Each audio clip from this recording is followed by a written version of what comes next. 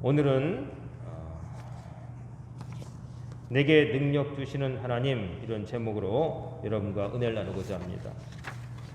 사도 바울은 3차 전도 여행 중에 지금은 터키 땅에 있죠.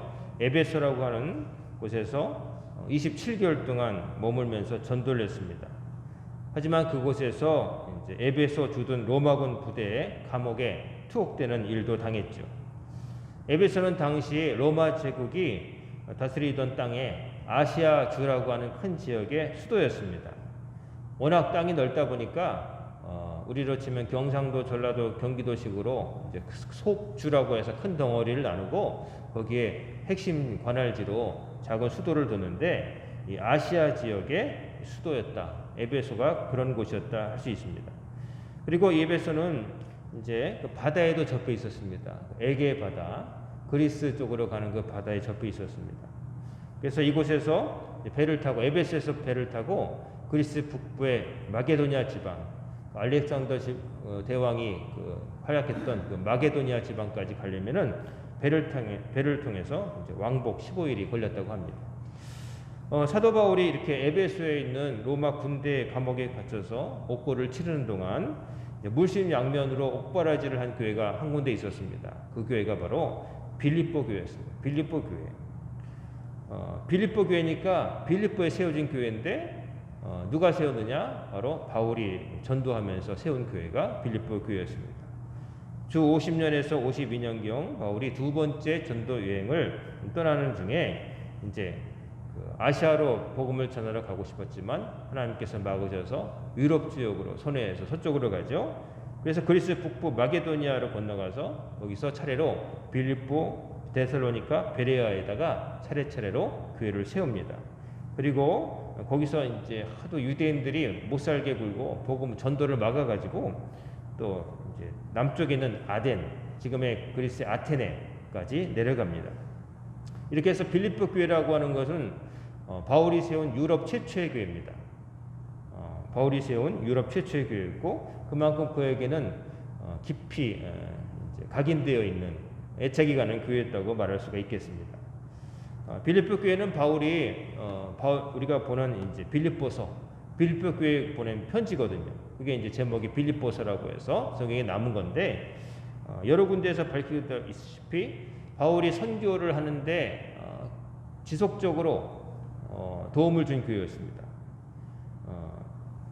한 번 도와주고 뭐 잊어버리는 게 아니라 바울이 선교하는 동안 계속해서 도운 교회가 빌립보 교회였습니다. 그리고 이제 에베소 감옥에 이렇게 갇혀 있다는 소식을 들었을 때 빌립보 교회는 어떻게까지 하냐면은 빌립보 교회 성도 가운데 에바브라 디도라는 사람을 하나 뽑아가지고 그 사람을 에베소까지 보내서 바울이 옥바라지를 시키는 겁니다. 대단하죠? 바울이 감옥에 있는데 나몰라라 하지 않고 거기 한 사람을 뽑아서 파견을 보낸 거예요. 우리로 치면 우리 강영교회에서 어떤 한 분을 선교사님 가 계신데 그분 감옥에 있으니 잘 돌보라고 보내는 거예요. 그런 일까지 한 것입니다.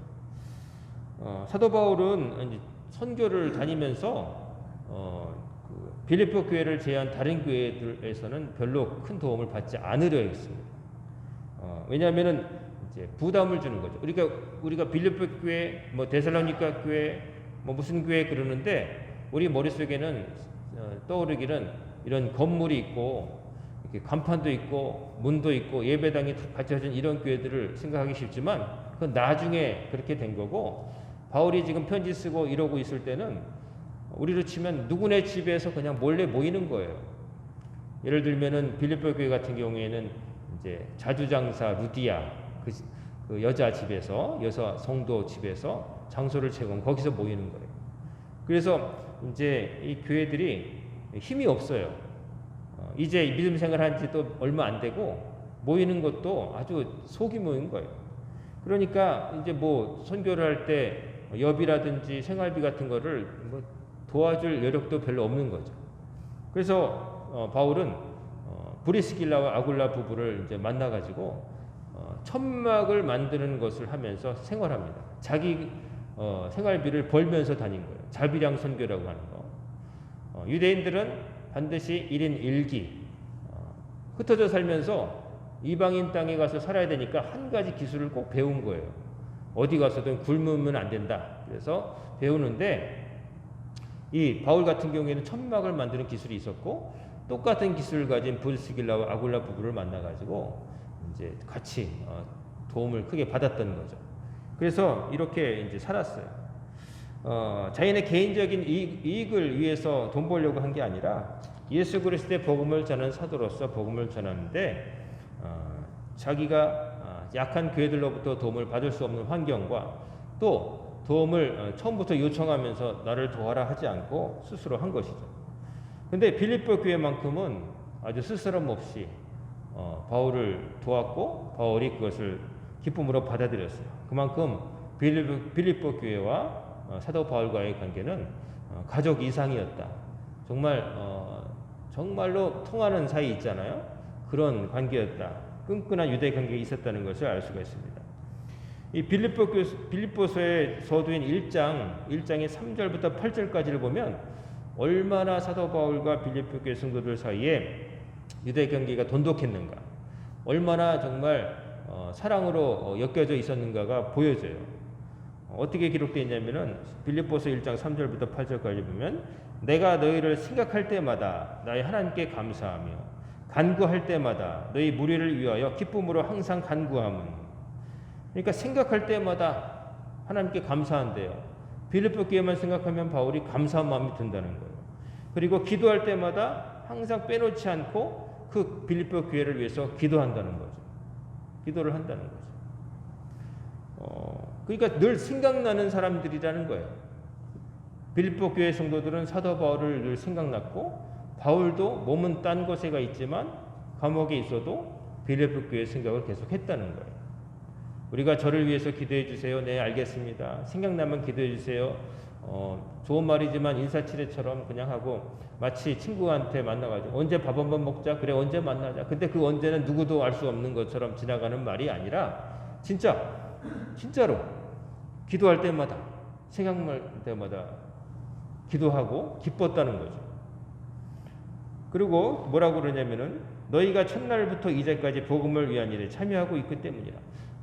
내가 복음을 전해서 당신들이 그리스도인이 된 다음 그때부터 지금까지 한 번도 변하지 않고 나를 잊지 않고 내가 복음을 전하는 일에 도움을 준 당신들을 내가 어찌 잊어버리겠습니까? 이런 수준까지 간 거예요. 그리고 뭐라고 하냐면은 1장 7절에 보면 내가 너희 무리를 위하여 이와 같이 생각하는 것이 마땅하니 이는 너희가 내 마음에 있으며 나의 매임과 복음을 변명한 거 확정함에 너희가 다 나와 함께 은혜에 참여한 자가 됨이라. 내가 예수 그리스도의 심장으로 너희 무리를 얼마나 사모하는지 하나님이 내 증인이시니라. 이렇게까지 말해요. 그 빌립보 교회 성도들이 자기 마음 안에 있대요. 그리고 지금 감옥에 있어도 항상 여기 나를 잊지 않고 여러분도 기도하고 있고 나에게 에바브로 디도까지 보내주고 있다. 어찌 당신들을 잊겠습니까? 이렇게까지 편지를 쓰는 거예요. 참 아름답죠? 이런 사이가 될 수 있다는 게 한번 지나가다 어깨 스친 게 아니라 계속해서 생각나고 기도해 주는 관계. 그 아름다운 것이죠. 이게 만약에 교회에 보낸 편지가 아니라 개인에게 보냈다면 이건 완전히 연애 편지인 거예요. 당신 내 마음에 있습니다. 이렇게 말하는데 연애 편지 아니겠어요? 그만큼 바울은 빌립보 교회 성도들을 사랑했고 그렇게 될 수밖에 없던 얘기를 하는 것이 뭐냐면 계속 사도 바울을 서포트했으니까요. 잊어버리지 않고 그 어려운 때 옥바라지까지 했으니까 이 둘의 관계는 뗄래야 뗄 수가 없는 그런 관계가 된 것이죠. 오늘 본문 속한 빌립보서는 이제 빌립보 교회에 보낸 편지예요. 에베소 감옥에 있는 동안에 이제 주된 목적은 빌립보 교회 성도들이 그동안 지금까지도 보내고 있는 그 도움에 대한 감사의 내용이 주된 내용이고, 물론 그 안에는 다른 내용도 있어요. 예를 들어서 빌립보 교회 안에 생겨난 약간의 내부적 갈등에 대한 어떻게 처리해야 되는가, 거기에 대한 지침도 있고, 또 이단을 대할 때 어떻게 해야 되는가, 예수 그리스도의 복음을 비틀어서 나쁘게 만들어서 전하는 자들을 어떻게 대할 것인가에 대한 현명한 대처에 대한 이야기도 있어요. 근데 주된 핵심적 메인스트림은 빌립보 교회가 그동안 복음을 전하는 바울을 어떻게 도왔는가, 그래서 하나님의 복음이 전파되는데 어떻게 참여했는가에 대한 치하와 또 격려 그리고 감사가 내용이 주된 내용이에요. 그래서 그 진심 어린 감사의 감정이 그 따뜻한 그 관계가 느껴져요. 근데 사도 바울이 이렇게 빌립보 교회의 도움을 받으면서 기쁜 마음으로 받았고 감사했지만, 그러나 바울은 그래도 참 깨어있는 분이다 하는 게 느껴진 게 뭐냐면은, 그저 그렇게 감사하고 기뻐하는 모습의 행위여 빌립보 교회 성도들에게 오해를 살 수도 있다고 생각을 한 거예요. 뭐냐면은 도와줘서 감사합니다 라고 말하는 것이 앞으로도 도와주세요 라는 부탁으로 비칠까 봐 그걸 염려한 거예요. 제가 그런 경우가 있었어요. 이제 부목사로 오래 사역할 때 신방을 다니면, 이제 요즘은 코로나 때문에 교회들이 신방을 못 하고 있지만은 이제 봄 신방이 되면은 3월 달이 되면 봄 신방에 들어갑니다. 가을에는 또 가을 신방 들어가는데, 그러면 수백 가정을 이제 봄과 가을에 걸쳐서 신방을 하게 돼요. 그러면 이제 가면은 오전에 그 직장 뭐 가시는 분들은 저녁에 받기도 하고 집에 계신 분들은 낮에 받는데, 그러면 각 가정별로 이제 속회가 이제 어느 속에 신방을 가면은 그 속에서 이제 고민을 하게 돼요. 뭐냐면은 목사님 오시는데 그날 점심은 누가 대접할 건가? 그거 안 해도 된다고 그래도 안 통해요. 1년에 한 번, 두 번 내지 목사님이 우리 집에 오신다는데 그러면서 서로 이제 밥을 사겠다고 다투기도 하고, 또 이제 메뉴는 뭘로 해야 될까? 이것도 고민하시는 거예요. 그래서 이제 그런 고민을 하시는데, 때로 처음에는 저도 목회 초창기 때는 집에서 많이들 하셨어요. 그래서 제가 떡 먹다가 죽을 뻔했어요. 그 교회가 구도심에 있어가지고 그 도심 근처에서 오래 신앙생활한 분들은 다 할머니 할아버지들이거든요. 그 가정에 신방을 가면 왜 이렇게 떡을 많이 하시는지, 그러면 떡이에요. 1번 가정도 떡, 2번 가정도 떡, 3번 가정도 떡, 떡의 종류도 같을 때도 있고 다를 때도 있지만 점심 먹기 전까지 한 집에서 떡을 3개 이상은 먹어야 돼요. 그러면 아침 9시부터 신방해가지고 점심 12시까지 한 3가정 가면요, 떡을 한 9덩이는 이미 먹은 상태에서 점심을 또 먹어야 되는 거예요. 처음 배울 때는 주는 대로 꼭 먹어야 된다, 거절하면 안 된다, 상심하신다 그래가지고 한 개 먹으면 섭섭하다고 꼭 3개는 먹는 거예요. 그러면 인절미, 찹쌀떡, 뭐 때로는 뭐 팥떡, 뭐 이렇게 9개를 먹고, 목사님 시장하시죠? 시장하지 않은데 그럼 점심을 또 갑니다. 그러면 정성으로 고민하셔가지고 목사님 오시는데, 그래서 뭐 일반적인 어떻게 드립니까? 그냥 가까운 데 가서 드시죠. 그러면 그런 게 아니에요. 집에다가 또 이제 하시는 분도 있어요. 근데 대부분 요리에 자신 있는 분들이 집에서 하시는 거예요.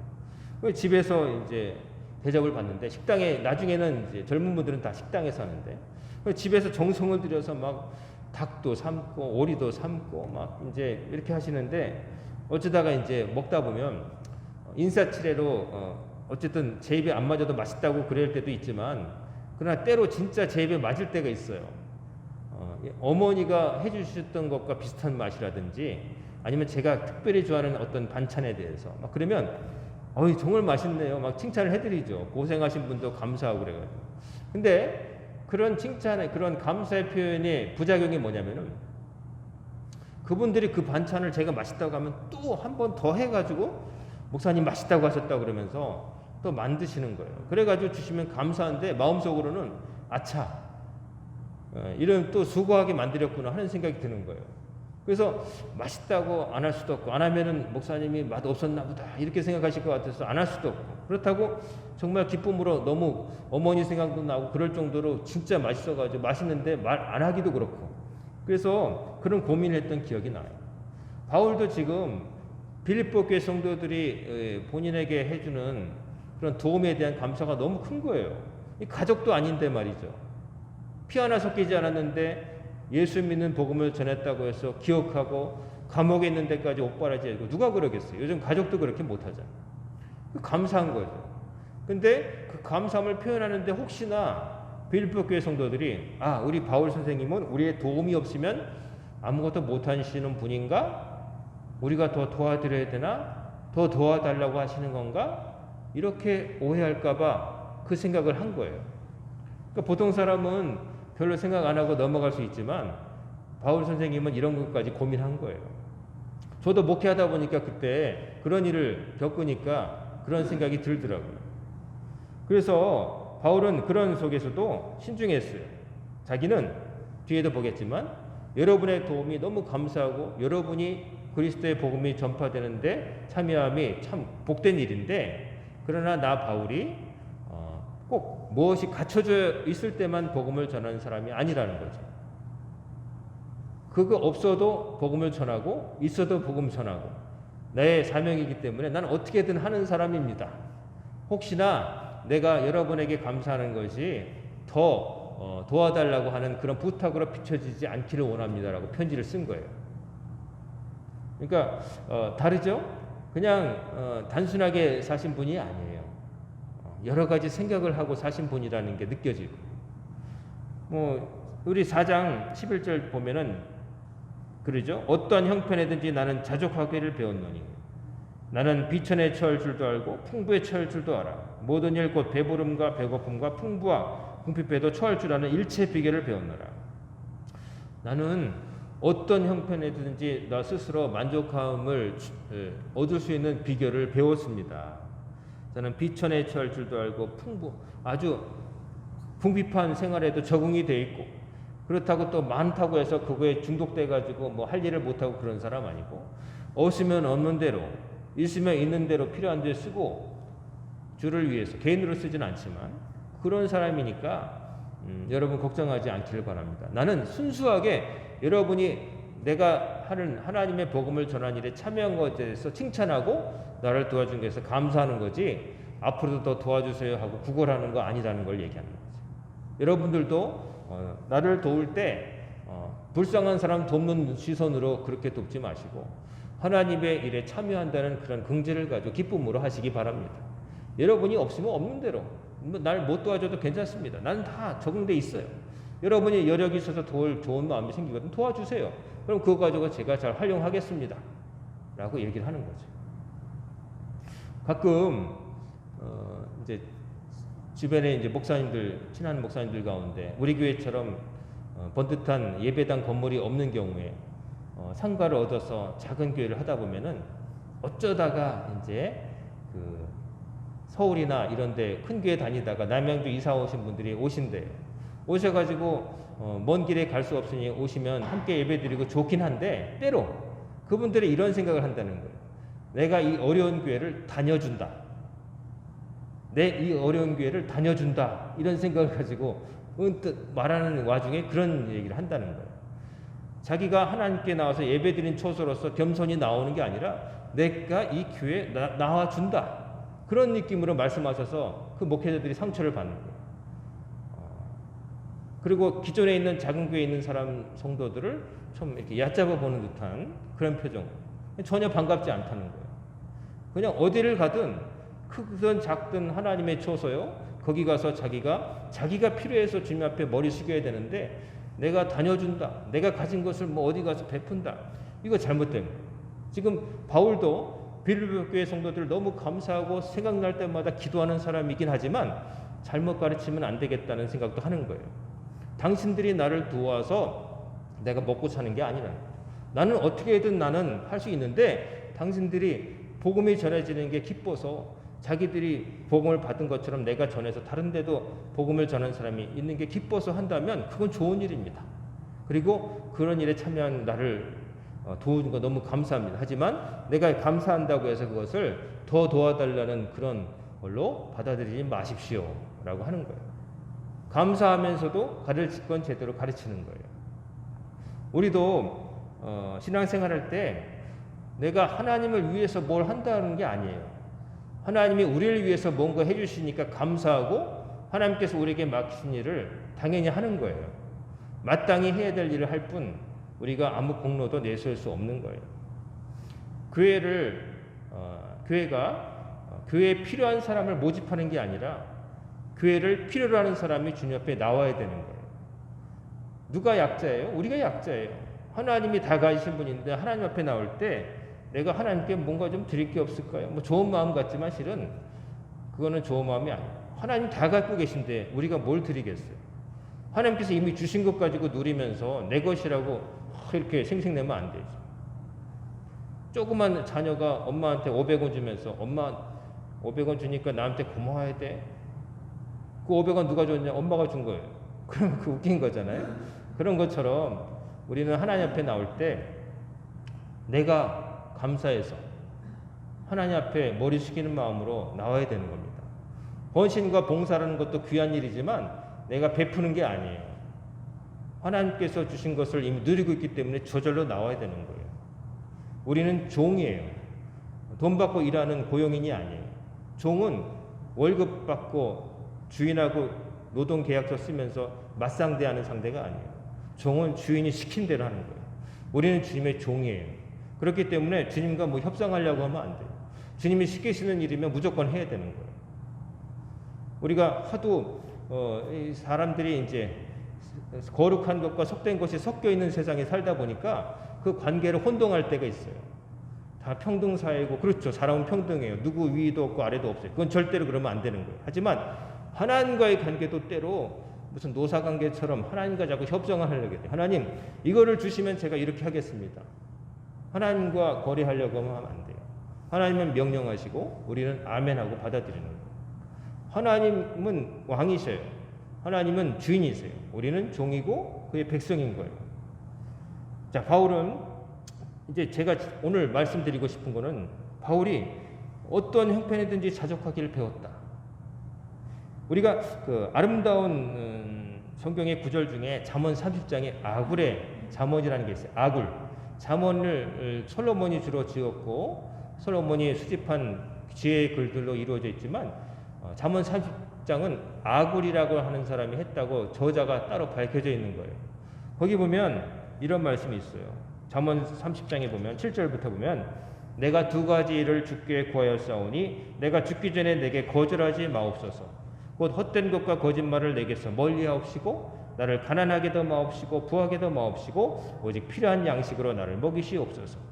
혹 내가 배불러서 하나님을 모른다 여호와가 누구냐 할까 하오며 혹 내가 가난하여 도둑질하고 내 하나님의 이름을 욕되게 할까 두려움이니이다. 참 그 동양인의 정서에 잘 맞는 가난하게도 마옵시고 부하게도 마옵시고 참 그 중용 같기도 하고 아주 절제되어 있으면서도 고상하게 구하는 그런 느낌이 받아요. 너무 가난해서 참에 굶어서 남의 집 담 안 넘는 사람 없다고 하는 것처럼 너무 가난해서 그런 잘못을 보면서 하나님 영광 가리기도 싫고 또 너무 부유해가지고 가진 게 많다 보니까 야 내가 다 부자인데 뭐 내가 부족한 게 뭐 있어? 하나님이 누구야? 내가 벌어서 모은 재산인데 그러면서 거들먹거리지 않게 해달라고 기도한 거예요. 참 아름다운 기도죠. 근데 우리 현실이 정말 가난하지도 않고 부하지도 않고 그렇게 적정 온도 춥지도 않고 덥지도 않은 그런 온도로 살아가느냐? 그렇지 않죠. 여러분이 가난하지도 않고 부하지도 않다고 탁 이렇게 참 만족하며 살면 참 좋겠지만 많은 분들이 그리스도인들이 그러겠지만 세상에 많은 사람들은 나는 다른 사람보다 덜 가졌어 라고 이렇게 생각하며 사는 사람도 많고 또 내가 가진 것 조금 있으면 다른 사람을 깔보고 그 가진 것 가지고 나는 다 보장이 돼 있어. 그래서 하나님을 모르고 세상을 즐기며 사는 사람들이 많아요.